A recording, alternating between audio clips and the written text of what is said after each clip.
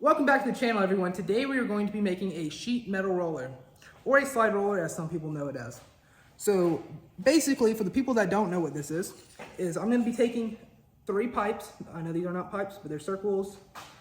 I'm going to be stacking the pipes just like this on top of each other. They're going to be spaced out a little bit more, but that'll be later in the video. So we're going to be taking 3 2 and 3/8 inch pipes, which I have over here. They're going to be about 18 inches long. And I'm going to be welding caps on the end of them, drilling holes in them, putting bolts in them, and that's going to be rollers. So the rollers are going to be used to make metal into circles. So you'll put 3 rollers, and then you will be able to have a crank the crank, and that will allow the metal to become a circle. So the next thing we had to have sides. So these are the sides. This is the bolt that is going to adjust the tension on the top roller, which will help make it a circle. The 2 sides will have some holes drilled in them where the 2 rollers on the bottom will rest.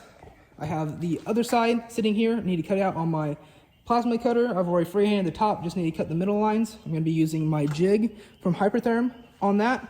I am also using my Hypertherm PowerMax 45 to cut out that 1/4 inch thick metal. I'm going to be using these pipe caps with washers in the middle for the end of my pipes. I'm going to be welding those all together and drilling another hole through the pipe caps themselves. And then we have a bunch of hardware over here. Here in the background, I'll probably do a little update on this at the end of the video, but my girlfriend and I are making her a wall decoration for her dorm. So yeah, I thought it was pretty neat. Just wanted to put it in there. Like I said, I'll have an update picture or something at the end of the video. But other than that, let's get right to work.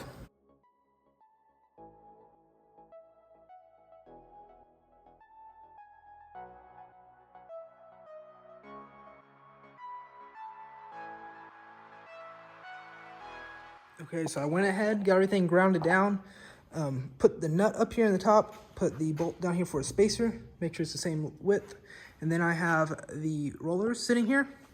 I'm just trying to get a view of kind of where I want them. I think that's about right. I might have to move the 2 bottom rollers in a little bit, but I might also drill like, what are they called? I don't know, I can't think what they're called, but like 3 holes on this side, 3 holes on this side so I can adjust it. Adjustment holes, there we go. And then, like I said, I got all the bolts here. So the next thing we need to do is on one of these plates right here, I kind of gouged too much out of it, so I'm going to put a little bit of weld there. While I'm welding that, I'm going to start welding all the washers and the spacers together.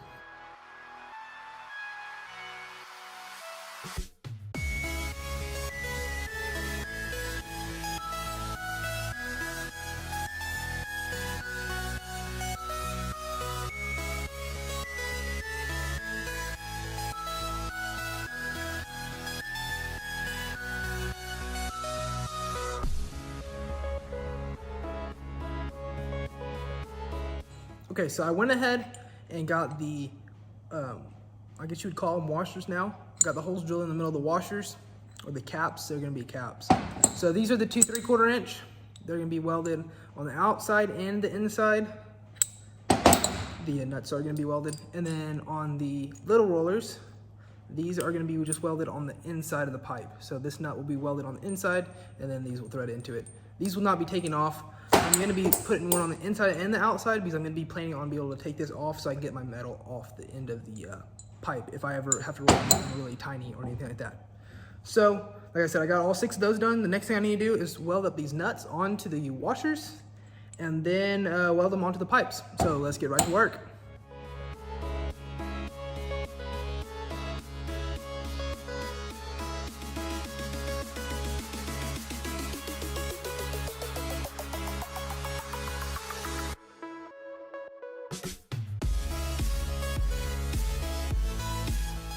I went ahead, got this roller all welded up. Also finished welding all the little ones over here. They're still a little hot, but these pipes, I have a nut on the inside and on the outside out here. So it will be double threaded, and then you can take these out like I was saying a while ago. So like I said, looking pretty nice. This will be a 20, I believe I can roll up to 20-inch piece of metal. So the next thing I do, grab these two pipes and weld the little ones onto there.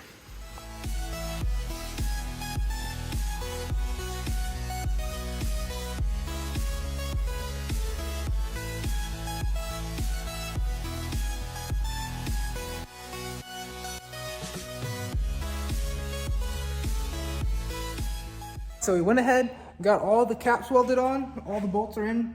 So that's kind of how it's gonna sit. This middle one will be able to go all the way between the two on the bottom though.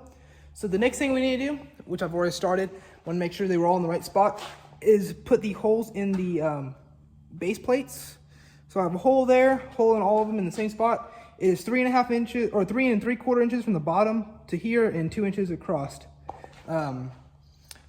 There's nothing special about those numbers. It's just what I thought will probably work the best. So we'll see how it works after I get it built. And if it doesn't work good, I'll reposition the holes on the side. But the main thing is done now, and I think probably the hardest part is done now. But we got to drill 4 more holes and we will be ready to start putting it together.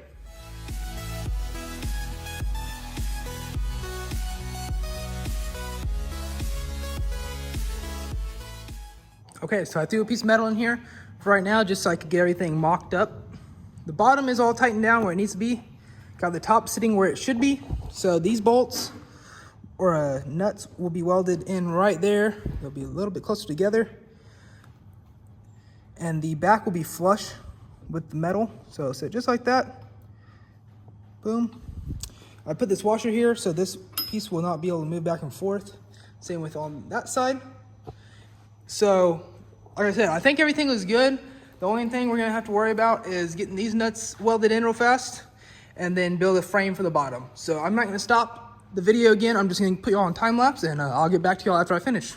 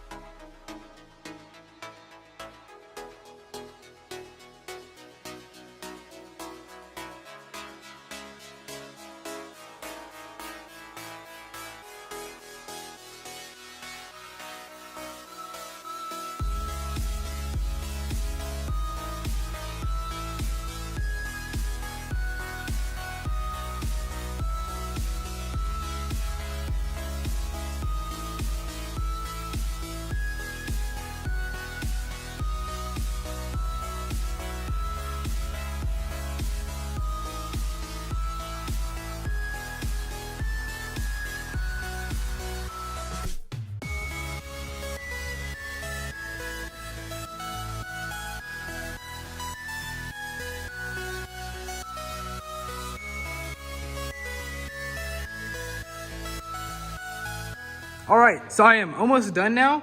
I got the adjustment pins in here. These are 6-inch all threads. I got the rollers in, got the frame built. So the rollers are all looking good. The only thing I need to do now is drill a hole through this nut, through the bolt, and through the other side of the nut, and put these hitch pins in them. And this is so I can remove those bolts later and be able to take a piece of metal out if it's so small where I can't get it off the roller. So that is the plan there. I had to adjust my spacers in here a little bit. And I also had to cut down the washer a lot. But other than that, everything went together very nicely. So yeah, the next thing we need to do is drill a 1/4-inch hole through this nut and be done with this. So the roller is complete now. I have a piece of metal in there just for demonstration purposes. So I have an X on each of these cranks. I make sure these X's are facing the same way, and that is to ensure the bar here is flat and level.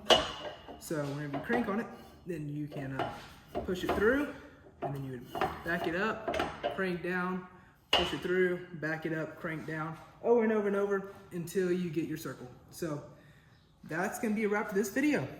Thank y'all for watching. So this is kind of what it does right here. That's just a little preview of it. I have a few things I still need to fix on it because this roller back here is not rolling. It is stuck where it is. This roller's rolling pretty good and this middle one rolls good, of course. But this is being a problem because I have to help push the metal through because it's not rolling on that back one. So that's gonna be off camera. I'll fix it myself, but it is working, so that's the main thing. The next thing I want to show y'all is the wall decoration. The thing came out pretty well. We used a lot of different woods, and then here we painted it, used the sander, sanded it down, make it look a little bit rustic.